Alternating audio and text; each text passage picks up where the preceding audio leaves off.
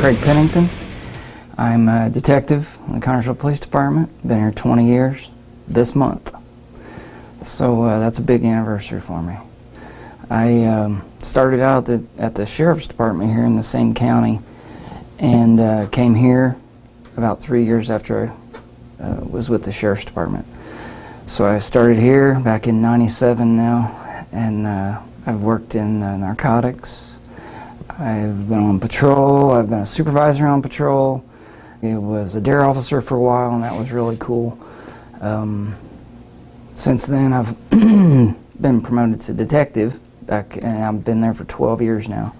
But as crime scene investigator, I've been to some calls that really were disturbing, or it really hurt my heart.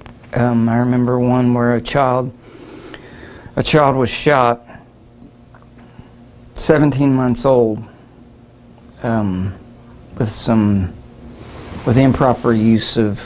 improper storage of a gun. And the guy who had the weapons was a hunter. He was an outdoorsman, and I saw some of him in me. And I had young kids at the time, and it was tough to see the child laying there and trying to work the scene and knowing that I got a couple kids at home, and wait a minute, am I storing my guns correctly? Is my home safe? So that one really touched me a lot, because there were a lot of parallels, and I felt a lot of parallels between that home and mine. And I went straight home, hugged my kids, and made sure everything in my house was safe. One of the funniest things that's happened to me while I was on duty was I did it all to myself, which usually is the case, but I got a call to the high school, kids on the roof riding bicycles. I thought, how in the world could this be? So I go to the call. It's the middle of July. It's burning up hot.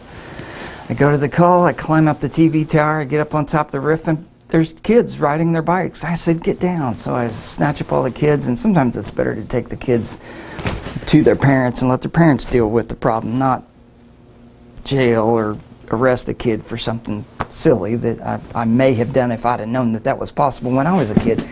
So I take the kids to these different houses. I take the kid. I say, well, I found this kid riding a bike on top of the school. And I said, well, riding a bike on top of the school. Let me have him. So I take the first kid, turn him over to his parents, and send him on his way. And I take the next kid, turn him over to his parents. I said, he was riding a bike on top of school. Riding a bike on top of school. How's he doing that? Let me have him. I'll take him.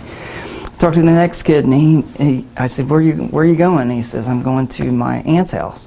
I said, what's her name? And he mentions her name, and I said, I know her. He says, my mom is with my aunt today. And I said, that aunt just happened to be a girl that I had a crush on in high school. So I'm single. I'm a Nicky New guy. I'm Johnny on the beat. You know, it's just saved 3 lives and everything. I'm thinking, all right, this is my chance to shine. I take this kid in, I take him up to the door. I see the girl, and I said, hey, it's great to see you. Look, I saved your nephew's life. Well, that's what I do, you know.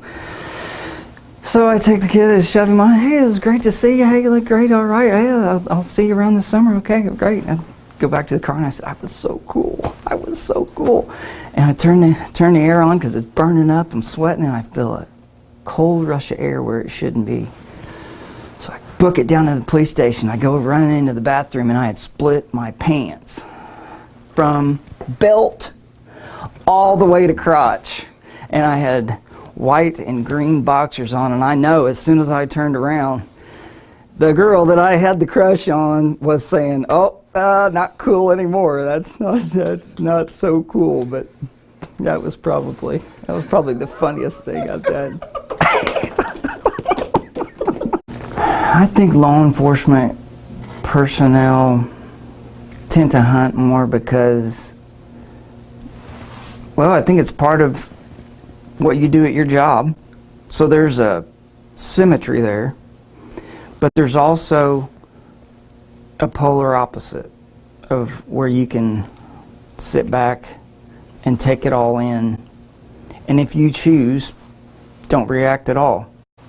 Which on our job, we have no choice. We have to react, no matter what. So there's an attraction there, I think. What got me into hunting? It was just a kind of a way of life. My dad, I don't remember not hunting with my dad. It was as far back as I can remember. Maybe I didn't always carry a gun, but I went with him and I was there with him. And it was just something that Dad told me, the safety concerns early, and then it was the companion toward the end. My favorite big game animal to hunt would probably be, it's changed over the years. It used to be whitetail, just because that's the animal we hunt here in Indiana. Now, over the past few years, it's changed to black bear. There's a thrill that runs through you when you're hunting black bear that I can't describe to anybody until they experience it. And where we go, it's the whole experience. It's not just sitting in the stand. It's the isolation. It's the camaraderie. It's the fellowship. It's a whole experience, and that blends itself with the hunt too. So that's black bear makes it, the whole experience, the most enjoyable for me. My most heart-pounding hunt, my most exciting hunt would probably be my second black bear hunt. I had gone all week, and there was an anniversary coming up of my dad's birthday on this hunt that I remember was kind of special to me, and I went the whole week. I hadn't seen a bear. My baits didn't get hit. I had nothing. Nothing was going on. I went the whole week.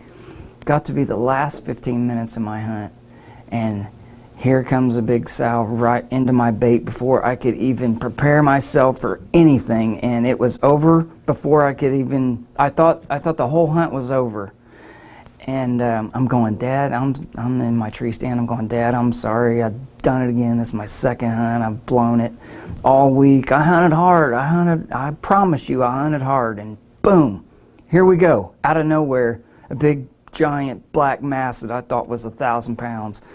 And here she came, and she presented me a shot, and it was over with before I could even realize what happened. Even though it took a week, it felt like it was over in a heartbeat. So that was awesome. What I enjoy the most about hunting is the isolation, I think. In my job, we're always called to fix people's problems, or we can't get out of the way, or we can't hide when someone needs us. We have to go, and we can't stop, we can't slow down. It's just what we do. And when I hunt, I feel like God He isn't doing that at that moment. He's just saying, relax. He's giving me a chance to relax. Nobody's depending on you to do anything right now but just listen and watch and do nothing but do that. Soak it in. And it's totally opposite of what we do on our job. We're expected to react in a second. We're expected to solve problems. And hunting allows you, if you don't want to act, you can let something walk right by you and you've still had a great hunt. I've done it. That's a great hunt. And maybe sometimes we should do that more and enjoy not having to take an animal every time, and just enjoy the habitat and enjoy the nature and enjoy the environment that's totally different from what we are at work. I think that's what draws me to it.